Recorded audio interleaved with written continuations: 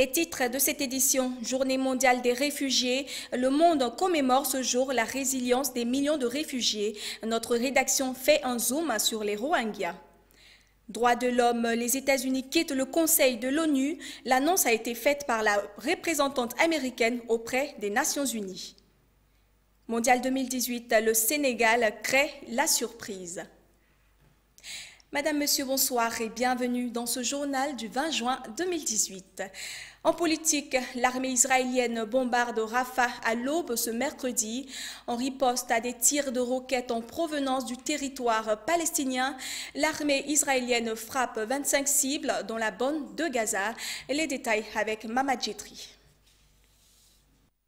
L'armée israélienne a lancé une série de frappes aériennes sur la ville de Rafah, en riposte à des tirs de roquettes en provenance de territoires palestiniens sur un fond de tension. L'armée israélienne a indiqué dans un communiqué avoir dénombré environ 30 tirs au cours de la nuit de mardi à mercredi à partir de la bande de Gaza en direction d'Israël. Et toujours selon l'armée israélienne, le système de défense anti-aérienne israélien a intercepté 7 tirs palestiniens et 3 autres sont retombés à l'intérieur du territoire même. Différents acteurs internationaux s'alarment de cette montée des tensions et de la dégradation de la situation humanitaire et économique dans le territoire et mettent en garde contre le risque d'une nouvelle guerre. Cependant, les tensions entre les deux pays ne datent pas d'aujourd'hui. Le Hamas qui dirige sans partage la bande de Gaza et Israël se sont livrés 3 guerres depuis 2008 et observent depuis 2011 un cessez-le-feu tendu régulièrement ébranlé par des actes hostiles. Ce mouvement a commencé le 30 mars dernier, donnant lieu à des manifestations de long de la frontière et des heurts entre les Palestiniens. Les tensions se sont accrues avec le début d'une mobilisation dans la bande de Gaza contre le blocus et pour le droit au retour des Palestiniens sur les terres dont ils ont été chassés ou qu'ils ont fui à la création d'Israël en 1948. Israël justifie le blocus imposé depuis plus de 10 ans à la bande de Gaza. Ouvrons la page société de ce journal avec les inondations en Côte d'Ivoire. Les fortes pluies qui se sont abattues à Abidjan ont provoqué de graves inondations avec un bilan humain et matériel lourd. Les gens sont tétanisés et cloîtrés chez eux. Les activités sont paralysées. Après la pluie, ce n'est pas encore le beau temps. Un jour après les inondations d'Abidjan, Brice Sedolo. Il est tombé un niveau d'eau inhabituel dans la ville d'Abidjan et les dégâts sont importants. Enchevêtrement de gravats, de carcasses de voitures et d'autres débris. Pour l'heure, habitations et commerces sont à nettoyer après la pluie apocalyptique de la veille. Après ce semblant de déluge, dans certains quartiers de la ville, le bitume aurait totalement été emporté par les eaux, rendant la route impraticable. Au moins 19 morts, 136 autres secourus, selon le bilan provisoire des dégâts. Plusieurs familles ont même dû déménager dans l'urgence pour se réfugier chez des proches. Après la psychose, les populations s'interrogent sur les raisons de ce drame devenu presque récurrent en cette période de l'année. Entre la mauvaise gestion de la voirie et des canaux d'évacuation, les populations dénoncent une urbanisation anarchique de la ville au mépris des règles de sécurité et de la topographie. En attendant que des solutions définitives soient trouvées, les habitants vivent dans l'angoisse et la peur à chaque fois que le ciel s'assombrit. Avant de poursuivre ce journal en bref et en images, le président malien Ibrahim Boubacar Keïta déclare que les autorités sont prêtes à assumer les conséquences d'une enquête ouverte après la découverte de fosses communes dans le centre du pays, alors qu'il reçoit à Bamako des membres d'associations de défense des droits de l'homme. Je vous propose de l'écouter. Il y a quelques heures, nous avons été alertés. Et M. le ministre de la Défense a dépêché immédiatement une mission sur le terrain. Les résultats de cette enquête seront examinés avec toutes les conséquences que nous assumerons. Nous ne sommes pas aujourd'hui en train de rebâtir nos forces armées pour en faire une armée qui serait ignorante. Le 20 juin de chaque année, le monde commémore la force, le courage et la résilience de millions de réfugiés. Au Bangladesh, le camp des Rohingyas ayant fui la Birmanie s'étend à perte de vue. Cécile Itoni pour les détails. 68,5 millions de personnes déracinées en 2017, soit une toutes les 2 secondes. Ce sont les statistiques du rapport annuel de l'Agence des Nations Unies pour les réfugiés. Guerre, violence et persécutions ont propulsé les déplacements forcés dans le monde. Les réfugiés qui ont fui leur pays pour échapper au conflit et à la persécution représentent 25,4 millions sur 68,5 déracinés, soit un accroissement de 2,9 millions par rapport à 2016. C'est la plus forte augmentation jamais enregistrée par le HCR pour une seule année. Et parmi ces réfugiés, l'on compte la minorité musulmane de Birmanie, les Rohingyas. Après quelques jours d'accalmie, leur exode vers le Bangladesh a repris à grande échelle ces derniers jours. Cet exode des Rohingyas a pris de court le Bangladesh, nation pauvre d'Asie du Sud, à une majorité musulmane, et le manque de nourriture des 2 côtés de la frontière ferait craindre une catastrophe humanitaire de grande ampleur. Affamés par des journées de marche sans vivres, les réfugiés se pressent aux distributions, mais doivent souvent attendre des heures sous un soleil de plomb pour un repas. D'après les agences humanitaires, 145 000 enfants de moins de 5 ans ont besoin d'une aide d'urgence. On n'est pas venu au Bangladesh pour visiter ou parce que l'on le désirait. On ne pouvait pas supporter les incendies, l'oppression, la violence contre les femmes, les meurtres de nos enfants par l'armée birmane. C'est pour ça qu'on est venu se réfugier au Bangladesh. Dans l'extrême nord du Cameroun, plus de 1000 familles ont reçu ce mercredi une aide d'urgence de la Croix-Rouge pour renforcer leur autonomie après avoir fui les violences du groupe djihadiste Boko Haram. Écoutons quelques réactions.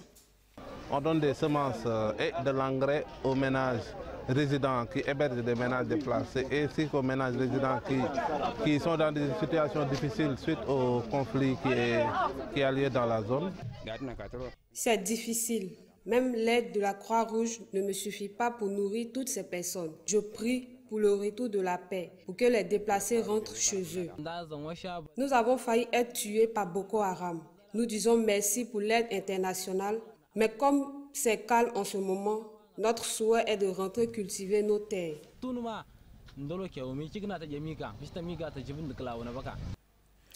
Nous ne pouvons pas parler de réfugiés sans parler de migrants aux États-Unis.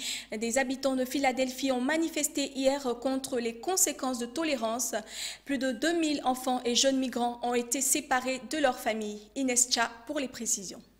C'est une attaque contre la principale cellule sociale qu'est la famille. Du 5 mai au 9 juin dernier, 2342 enfants et jeunes migrants auraient été séparés de leurs parents. Pour certains militants sortis dans les rues de Philadelphie, une telle loi ne peut exister. Ce n'est pas bien de séparer les familles. On a vu des enfants pleurer, complètement perdus. Ce n'est pas juste. Les enfants ne doivent pas payer pour nos erreurs. C'est une question de bon sens. Les enfants doivent être avec leurs parents et les parents avec leurs enfants. C'est tout. On est ici parce que des donneurs riches boivent des cocktails et trinquent, pendant que l'administration garde des enfants et des bébés dans des cages, imposant une des politiques les plus terribles et inhumaines de l'histoire récente. En outre, la politique de Donald Trump conduirait à construire le mur à la frontière mexicaine et à limiter l'immigration illégale.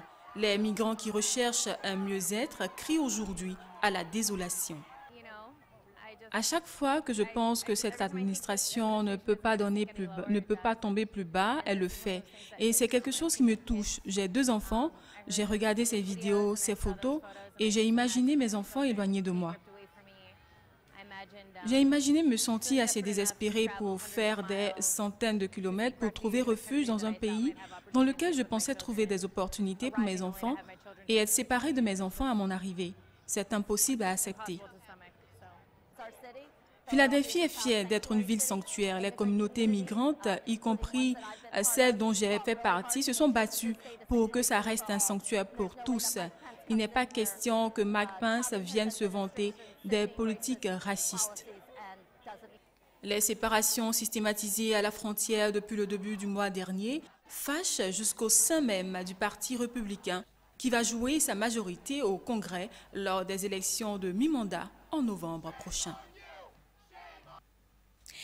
L'American Civil Liberties Union est l'une des organisations chargées de la défense du droit des immigrés les plus puissantes des États-Unis.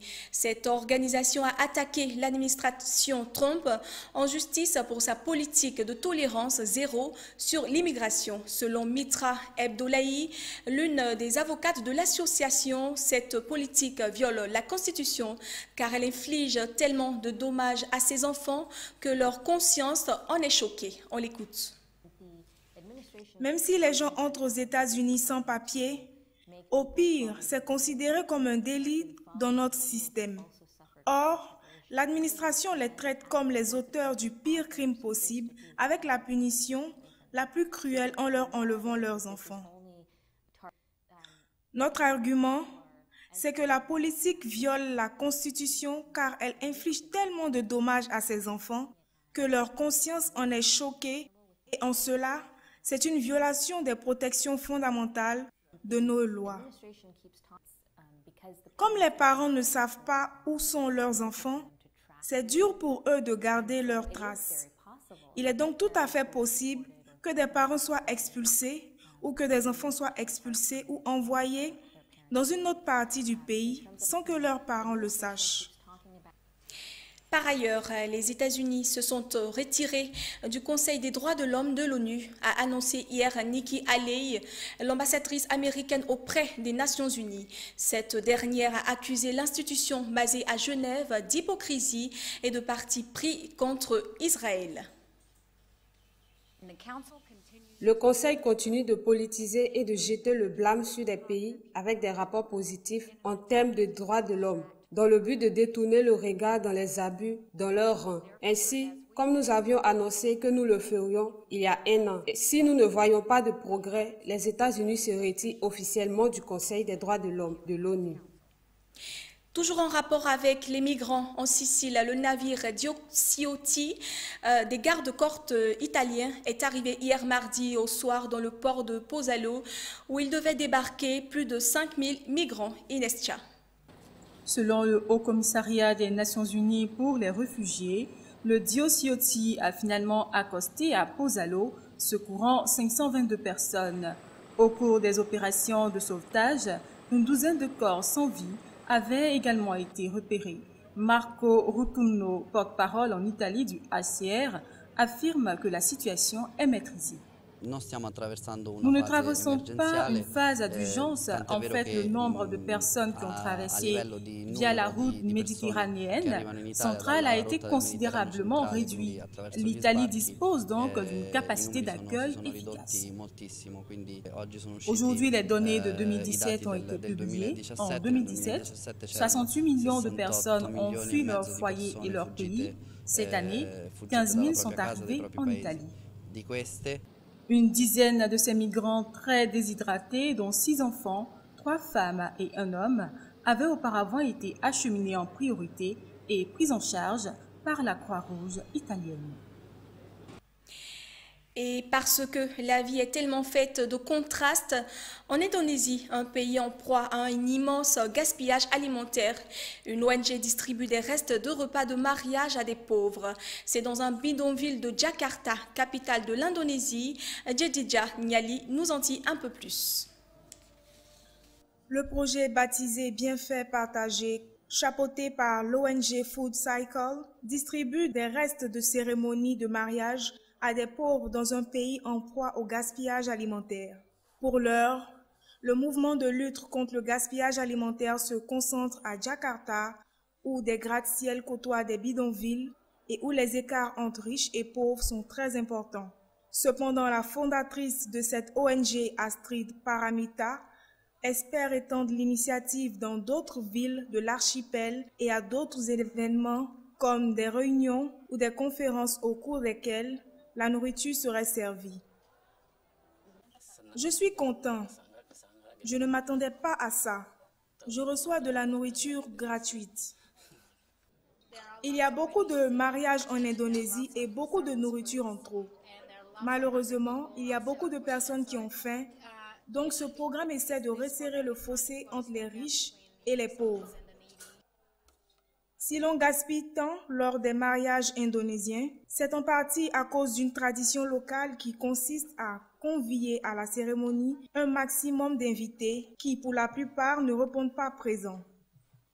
Par conséquent, il y a bien plus de nourriture que d'invités. Selon Arief Daryanto, expert en nourriture et professeur à l'Université agricole de Bogor, préparer des repas en différentes portions, petites, moyennes et grandes, contribuerait sans doute à réduire le gaspillage alimentaire.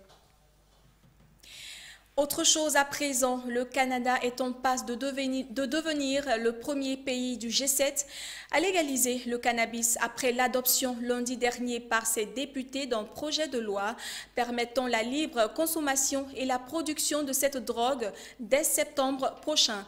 Le projet de loi a été adopté par la Chambre des communes à 205 voix contre 82 et a été renvoyé au Sénat qui l'avait amendé. En vertu de la Constitution, le Sénat peut retarder l'adoption d'un projet de loi mais pas le bloquer. Une légalisation affective est ainsi attendue dès septembre prochain, selon Bill Blair, député qui avait été mandaté par le Premier ministre Justin Trudeau pour piloter cette réforme, promesse phare de campagne. Zone euro, à présent Emmanuel Macron a obtenu mardi l'accord de l'Allemagne à une réforme censée mieux protéger la zone euro des crises, avec notamment la création d'un budget commun dont le montant reste toutefois flou et qui promet d'âpres discussions en Europe. Ce budget, doté de sa propre gouvernance avec des dépenses et des recettes, pourrait être mis en place en 2021, à condition qu'il reçoive aussi le feu vert des 17 autres pays de la zone euro. L'enveloppe pourrait être alimentée par des transferts financiers nationaux ou en provenance du budget de l'Union européenne, ainsi que par des ressources propres comme une taxe sur les transactions financières. Cela dit, terminus pour la grève unitaire à la SNCF. L'UNSA, l'une des organisations syndicales, a décidé mardi de sortir du mouvement après le 28 juin, refusant de ce fait de poursuivre en juillet la contestation de la réforme ferroviaire. C'est tout le contraire des centrales CGT et Sud qui s'acheminent vers une grève les 6 et 7 juillet prochains.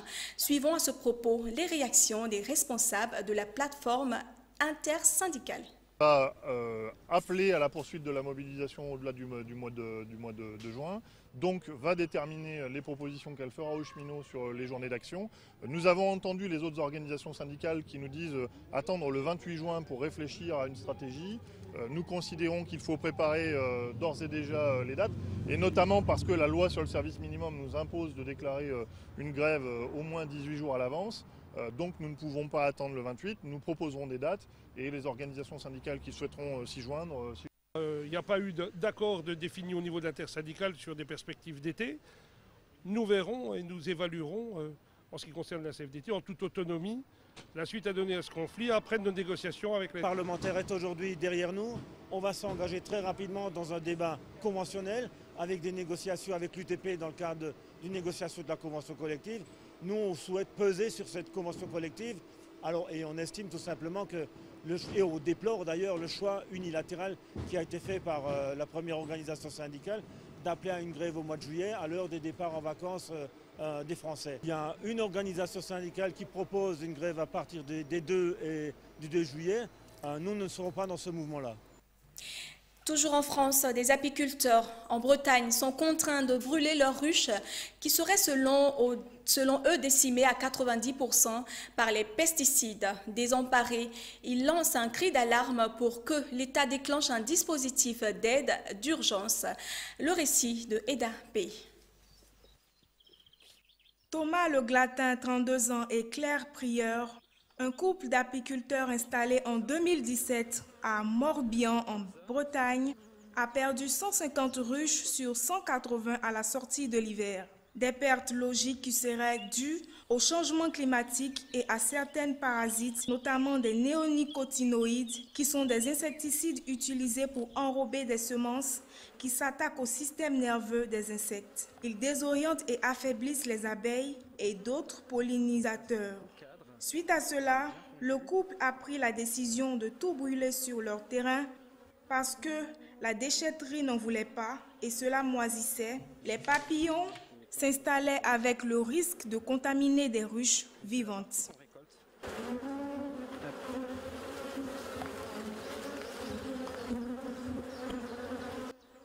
Le couple aurait entamé des démarches pour obtenir d'éventuelles compensations, mais n'a pu faire analyser leurs ruches. Pour faire entendre leur voix, Thomas Le Glatin et Claire Prieur auraient intégré le collectif de la survie des abeilles. Des apiculteurs venus de Dordogne, de l'Ain, de Normandie, mais aussi de la Belgique ou de l'Allemagne, témoignent de la disparition de leurs ruches et organisent des convois mortuaires sur toute la France pour alerter les autorités et l'opinion sur la fragilité de la filière. Soulignons qu'en France, la production de miel a été divisée par 3 à un peu plus de 10 000 tonnes par an et le nombre d'apiculteurs amateurs et professionnels confondus était de 85 000 en 1995 contre 70 000, dont 2 000 professionnels en 2017.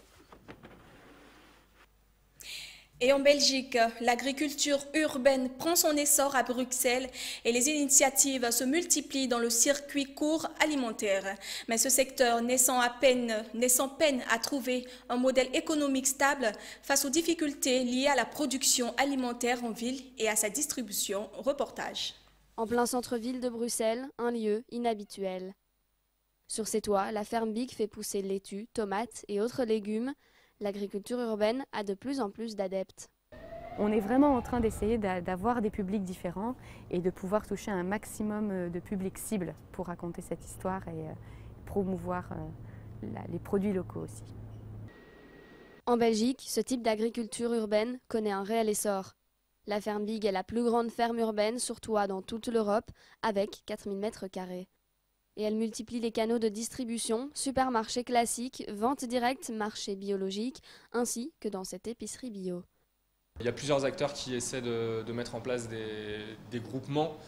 Nous-mêmes, on essaie aujourd'hui, on souhaiterait intégrer 2 coopératives de producteurs et on réfléchit aussi avec d'autres magasins à se regrouper pour faciliter la logistique.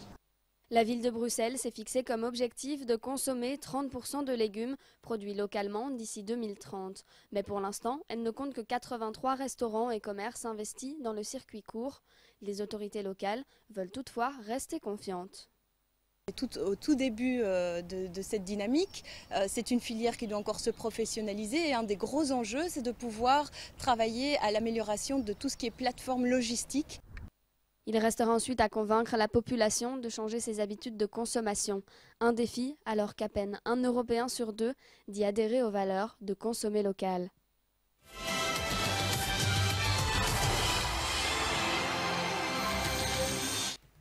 Dans l'actualité sportive mondiale 2018, le Sénégal sauve l'honneur du continent africain. Pour le premier match, les Lions de la Teranga face à la Pologne ont parfaitement négocié leur entrée en Coupe du Monde 2018. Un succès d'autant plus significatif que les Lions sont les seuls à n'avoir pas perdu parmi les 5 sélections en lice, à savoir le Maroc, la Tunisie, l'Égypte, le Nigeria. Je vous propose de suivre les réactions de quelques supporters. C'était un match très intéressant. Je pense que c'est la première victoire d'une équipe africaine. Je peux dire que ce n'est pas seulement une victoire sénégalaise, mais une victoire pour toute l'Afrique. Et vraiment, aujourd'hui, je suis très fier d'être sénégalais aussi, très fier d'être africain. Et je pense que les autres matchs aussi seront pareils et nous allons gagner. On donnait le meilleur de leur-même et on est content de tous les 23 joueurs.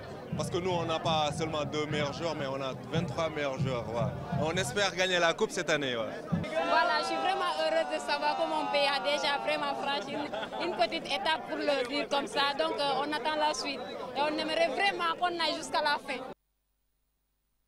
Les pharaons d'Égypte ont été enterrés par la Russie et pendant que le Portugal, l'Espagne, le Mexique avancent, les pays comme l'Uruguay, la Suisse et l'Islande se réveillent. Quand c'en est fini pour le Maroc, dont la rencontre avec l'Espagne n'aura plus aucun enjeu. Et pour refermer ce journal, cette belle citation de Pierre de Courbin, le sport va chercher la peur pour la dominer, la fatigue pour en triompher, la difficulté pour la vaincre. Merci de nous avoir suivis. Restez sur A12.